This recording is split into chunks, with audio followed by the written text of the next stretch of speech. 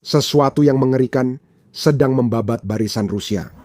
Bukan peluru atau bom, bahkan bukan drone Ukraina, meskipun mesin kematian terbang itu sangat merusak bagi tentara Rusia. Yang membunuh pasukan Putin jauh lebih mengerikan, dan itu adalah musuh yang setua waktu itu sendiri. Militer Rusia sedang dilanda penyakit.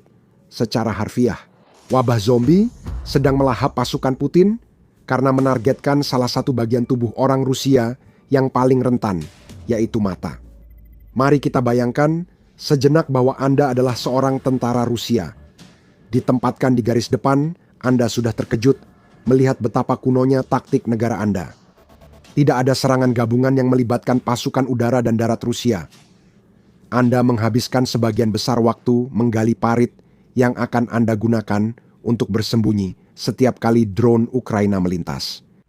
Parit Anda kini jadi rumah Anda, lembab, basah, dipenuhi sisa-sisa perang, dan sama sekali tidak nyaman. Setiap kali melihat sekitar, Anda menemukan hal yang tak pernah dibayangkan di medan perang. Tikus, puluhan jumlahnya. Saat Anda tidur, mereka merayapi Anda. Makanan dan air Anda jadi sasaran tikus, kotoran mereka di mana-mana. Tercampur dengan lumpur di parit Anda, bau busuk yang dihasilkan tikus cukup membuat mata Anda berair. Tapi segera air mata itu akan digantikan oleh sesuatu yang jauh lebih buruk. Semuanya dimulai secara perlahan. Anda mulai demam dan mengabaikannya. Rasa sakit sudah biasa dalam kondisi ini. Namun, tak lama kemudian, perut mulai terasa sakit. Anda nyaris membungkuk kesakitan saat diperintah komandan. Anda disebut malas dan diancam dikirim untuk serangan bunuh diri ke pertahanan Ukraina. Namun, Anda tak bisa berbuat apa-apa. Anda ingin menangis, tapi yang keluar dari mata Anda bukan air mata. Warnanya merah, lengket, dan inilah hal terakhir yang ingin dilihat prajurit di medan perang. Darah mengalir dari mata Anda. Seburuk apapun kedengarannya, skenario mimpi buruk inilah yang kini dihadapi para prajurit Rusia di garis depan di Ukraina. Menurut laporan Telegraf, apa yang dikenal sebagai demam tikus telah menginfeksi salah satu unit paling terkenal di militer Rusia. Batalion Akhmat, yang kadang dikenal sebagai tentara TikTok Rusia, telah mengalami beberapa kasus terkonfirmasi dan dugaan penyakit itu. Usus, mata, dan ginjal mereka rusak karena Rusia memaksa mereka bertempur di parit penuh tikus, tempat mereka tak bisa menghindari sumber penyakit. Demam tikus, atau dalam istilah medisnya, demam hemoragik dengan sindrom ginjal atau HFRS, bukanlah satu-satunya penyakit yang melanda pasukan Putin. Tetap bersama kami, situasinya akan lebih buruk dari yang kami ceritakan. Namun, HFRS ditandai gejala seperti yang telah kami ceritakan dalam skenario. Penderita infeksi mengalami demam dan sakit perut. Segera setelah itu, tekanan darah prajurit turun drastis. Jika penyakit ini tidak segera terdeteksi, darah akan merembes dari mata prajurit, membuatnya tampak seperti di film zombie. Gagal ginjal terjadi setelah pendarahan, dan tergantung jenis HFRS, prajurit bisa menghadapi tingkat kematian hingga 38%. Untungnya, penyakit ini tidak menular antar manusia, sehingga prajurit yang terinfeksi tidak menularkan ke rekan mereka. Penyakit ini berasal dari kotoran, urin, dan air liur hewan pengerat terinfeksi. Jika Anda pikir itu masalah yang bisa diselesaikan, pikirkan lagi. Serangan tikus telah benar-benar mengganggu para tentara Rusia selama sebagian besar perang Putin. Pada Januari 2024, CNN melaporkan bahwa tikus dan mencit menyerbu parit-parit yang dibangun di Ukraina, yang disebut-sebut sebagai gema mengerikan dari Perang Dunia I. Rusia bukan satu-satunya pihak dalam konflik yang mengalami fenomena ini. Ukraina juga mengalaminya, meskipun setidaknya mereka peduli terhadap tentaranya yang terinfeksi jika mereka tertular penyakit tersebut. Rusia tidak peduli, sehingga penyakit itu bisa jadi hukuman mati. Hanya 3 kasus dikonfirmasi, namun akses medis terbatas dan perpindahan unit bisa membuat kasus tidak terdeteksi, sehingga risiko penularan dan gangguan operasional meningkat, menurut Airfinity soal demam tikus di pasukan Rusia. Salah satu petugas medis dari Batalion Akhmat yang menggunakan nama Sandy Sharma mengatakan bahwa menghadapi HFRS menjadi hal yang hampir tidak bisa dihindari. Tikus ada di mana-mana. Kami terbangun karena mereka berlari melintasi tubuh kami. Kami bahkan berebut kaleng susu kental manis dengan mereka. Bayangkan harus bertarung dengan tikus demi susu. Rusia telah menjadi Tom bagi Jerry di parit, dan Tom sedang kalah. Saat ini belum ada obat yang benar-benar bisa menyembuhkan HFRS. Hanya gejala yang bisa diobati, sebab vaksin penyakit ini baru disetujui di Korea Selatan dan Tiongkok, itu pun hanya untuk jenis tertentu. Bagi tentara Rusia, jika mulai berdarah dari mata, satu-satunya pilihan adalah diam dan terus maju. Mereka akan tetap mati, jadi lebih baik kena peluru Ukraina. Apakah itu terdengar kejam? Mungkin saja. Tapi kita semua tahu bahwa inilah yang akan menjadi respons Rusia, karena seperti yang sudah kami katakan sebelumnya, entah bagaimana ini bisa menjadi jauh lebih buruk daripada virus zombie yang membuat darah mengalir dari rongga mata orang-orang.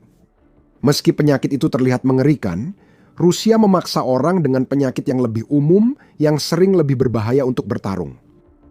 Unit-unit yang terjangkit penyakit telah menjadi hal biasa di tentara Rusia, karena Putin sudah begitu putus asa sehingga dia akan mengirimkan tentara apapun yang dia miliki ke dalam mesin pembantai Ukraina, tidak peduli seberapa sakit para tentara itu.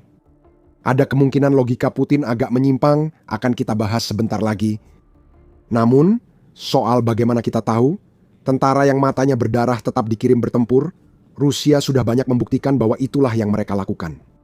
Pada bulan September lalu, Telegraph melaporkan bahwa Rusia telah membentuk seluruh unit yang terdiri dari tentara sakit saat mereka berusaha merebut kota Provsk di Donetsk. Para tentara ini memiliki berbagai kondisi yang seringkali tidak dapat disembuhkan seperti HIV dan hepatitis, dan mereka dikirim ke medan perang dengan mengenakan ban lengan khusus yang menandakan bahwa mereka adalah tentara sakit yang harus dihindari oleh rekan-rekan mereka yang lain. Telegraph menambahkan bahwa unit yang disebut terinfeksi ini telah dibentuk di dalam resimen senapan bermotor ke 1435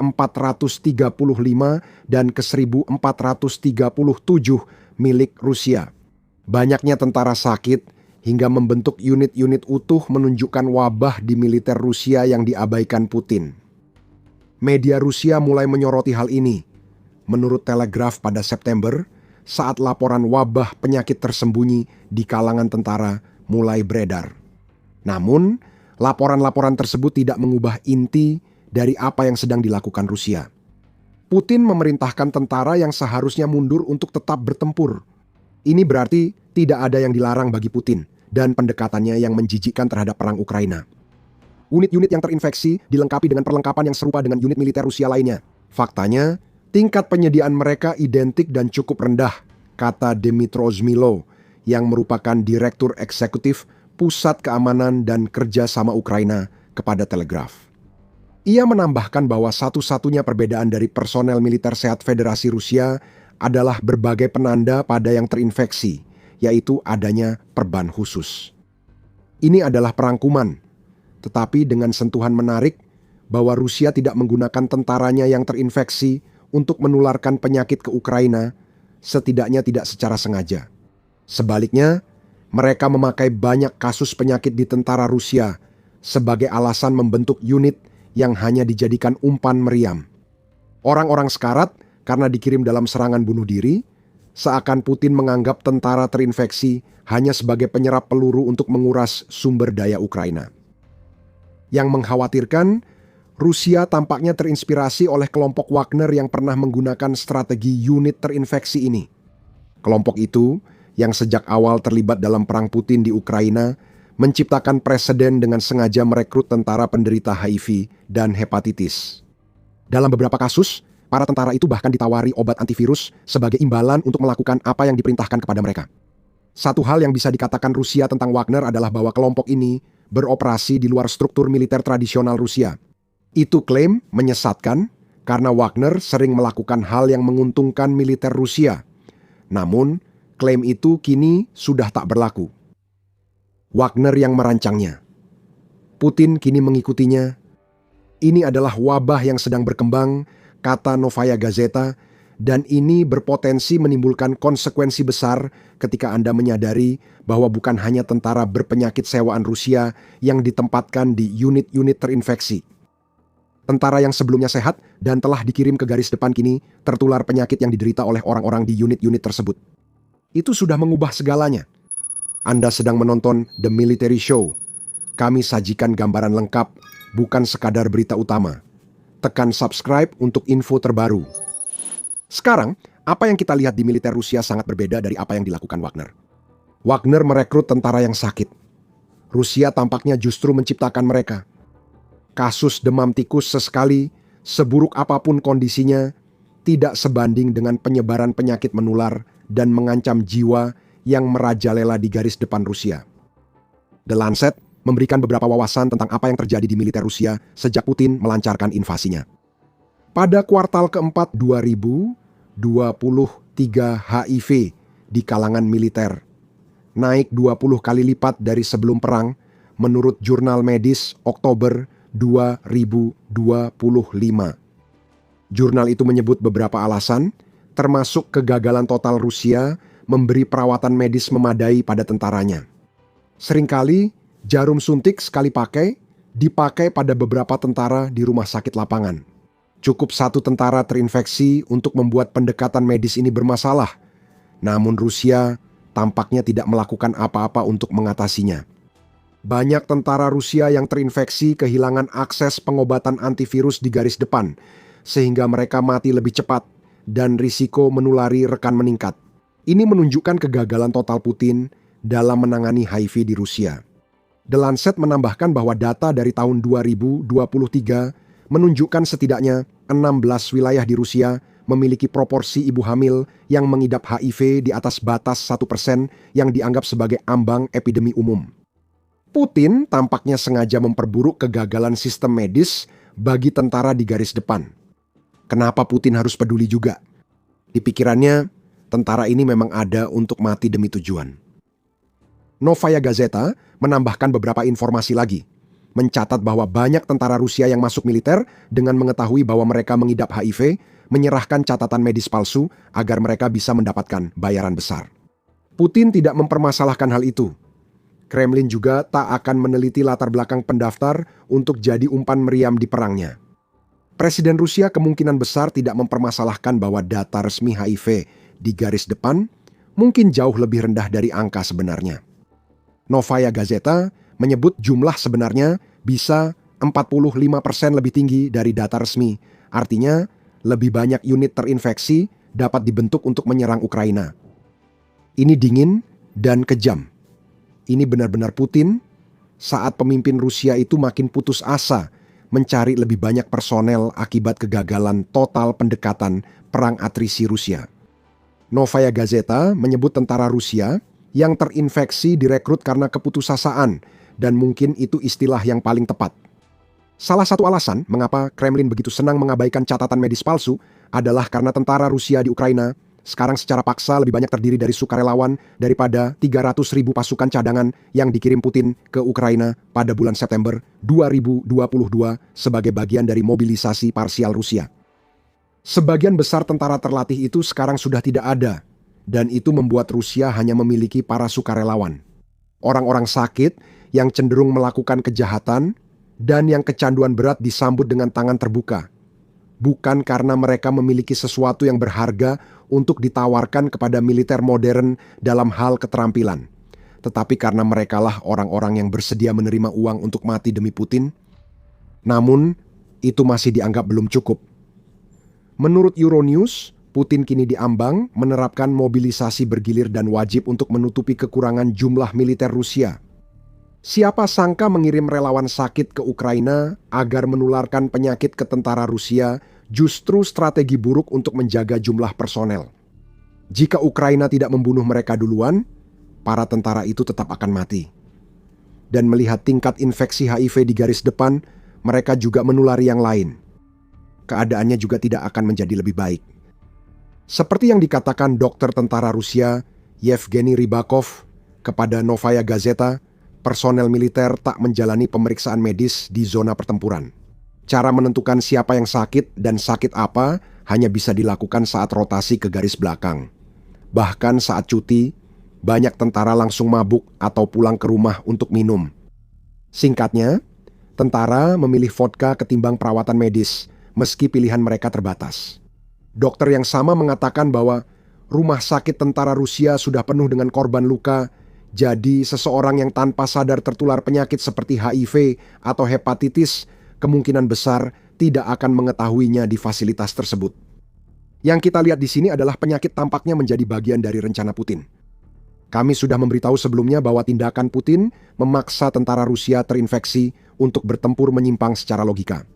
Rencana ini mengerikan, namun bisa memberikan dampak yang diinginkan Putin pada Ukraina. Idenya sederhana. Tentara Rusia terinfeksi bisa menularkan infeksi ke tentara Ukraina. Bagi tentara Ukraina, ancaman dari tentara Rusia yang terinfeksi kini tak hanya peluru dan drone. Kontak dekat tetap berbahaya. Setiap darah yang tumpah atau cairan tubuh lain yang mengenai tentara Ukraina membawa risiko infeksi yang melekat. Saat tentara Ukraina membersihkan parit dan gedung, pertempuran jarak dekat nyaris tak terelakkan. Pita lengan yang dipakai kaki tangan Putin yang penuh wabah itu juga tidak banyak berguna. Tentara Ukraina bisa tahu siapa yang sakit, tapi tetap harus melawan. Jika tidak, tentara sakit itu bisa membunuh mereka duluan. Walau pikiran ini buruk, kenyataannya bisa lebih parah. Berbicara kepada European AIDS Treatment Group, Direktur Badan Amal HIV Ukraina, 100% kehidupan, Valeria Rachinska, menunjukkan bahwa warga Ukraina yang hanya berusaha bertahan hidup di wilayah pendudukan negara mereka juga berisiko. Epidemi HIV senyap mungkin kini mengganas di daerah seperti Luhansk, di mana pemeriksaan sudah bermasalah bahkan sebelum invasi Putin. Epidemi mungkin memburuk karena tentara Rusia yang terinfeksi memperkosa perempuan Ukraina. Banyak dari mereka terpaksa melakukan pekerjaan seks untuk bertahan hidup. Kurangnya akses obat-obatan dan kemungkinan naiknya penggunaan narkoba di kalangan warga sipil Ukraina dengan kesehatan mental yang hancur akibat invasi Rusia menjadi masalah. Bagi siapapun, ini terasa kejam dan sulit dipercaya. Bagi Putin, ini keuntungan tambahan dari mengirim tentaranya yang sakit ke Ukraina. Masalah Putin adalah keuntungan sampingan ini, semengerikan apapun itu, tidak sebanding dengan fakta bahwa penyakit sedang menggerogoti tentara Rusia dari dalam. Logika dasar menunjukkan tentara yang sakit, apalagi berdarah dari mata, jelas tidak efektif melawan pertahanan Ukraina. Sekali lagi, ketika Putin melihat orang-orang ini sebagai umpan meriam, hal itu mungkin tidak terlihat seperti masalah yang membuat banyak perbedaan. Namun, pemimpin Rusia tak bisa menutupi fakta bahwa Ukraina membunuh tentaranya dalam jumlah yang memecahkan rekor. Sekitar 30.000 tentara Rusia tewas akibat drone Ukraina saja pada Januari. Anda perlu bertanya, berapa yang sedang sakit dan berapa yang mungkin selamat jika mereka dalam kondisi layak bertempur? Mungkin yang lebih mengkhawatirkan bagi Putin adalah dampak yang mungkin ditimbulkan oleh kembalinya tentara Rusia yang terjangkit penyakit. Menurut Putin mereka seharusnya mati, tapi banyak yang tidak. Hal ini terutama berlaku bagi tentara yang terinfeksi di medan perang tanpa sadar. Tidak diketahui berapa banyak tentara Rusia yang kembali membawa penyakit mematikan dan ini semakin merugikan Rusia. Lagi pula, ini adalah negara di mana kurang dari 50% pasien HIV mendapat pengobatan menurut Carnegie Endowment. Tampaknya persentase ini tak akan membaik saat tentara Rusia yang terinfeksi kembali. Sekarang pikirkan tentang ini. Saat ini negara tersebut sedang menghadapi krisis populasi. Tingkat kelahiran di negara itu turun menjadi 1,4 anak per wanita pada akhir tahun 2025, jauh di bawah angka 2,0 yang dibutuhkan Putin. Jika perang Ukraina berakhir besok, ratusan ribu pria pulang ke Rusia. Jika Putin berhasil, banyak dari mereka akan memulai keluarga yang dulu tak bisa karena invasi. Tiba-tiba, tidak adanya cara untuk mengetahui berapa banyak di antara tentara yang kembali terinfeksi penyakit seperti HIV menjadi masalah besar. Kebijakan berpandangan pendek Putin yang membiarkan penyakit menyebar di garis depan bisa menyebabkan orang Rusia di masa depan harus mengambil risiko memiliki anak yang mungkin terjangkit penyakit itu juga. Kita sudah banyak membicarakan tentang bagaimana penyakit sedang melanda tentara Rusia saat ini. Tapi ini tentang masa depan. Waktu hipotetis yang akan datang ketika perang Ukraina sudah berakhir dan para penyintas yang terinfeksi pulang, banyak di antara mereka bahkan tidak tahu bahwa mereka sakit dan tidak punya cara untuk mengetahuinya. Itu yang seharusnya dikhawatirkan Putin. Dia sudah merusak militernya sendiri lewat keputusan absurd yang membiarkan penyakit membabat habis tentara Rusia. Namun, tanpa disadari, ia telah menanam benih epidemi yang bisa menghancurkan Rusia selama puluhan tahun. Musuh tertua dunia telah menyebar di tentara Rusia. Tanah air mungkin jadi korban selanjutnya. Terkait krisis populasi Rusia, gelombang tentara terinfeksi yang akan datang tidak banyak membantu negara dengan jumlah penduduk yang sudah memprihatinkan. Rusia menghadapi 1 abad penderitaan karena perang yang dimulai Putin justru memperparah masalah besar yang tak mudah hilang. Tonton video kami untuk mengetahui bagaimana Putin menjerumuskan negaranya ke dalam kegagalan selama 100 tahun ke depan. Jika Anda suka video ini, jangan lupa berlangganan The Military Show agar tidak ketinggalan analisis seperti ini. Terima kasih telah menonton.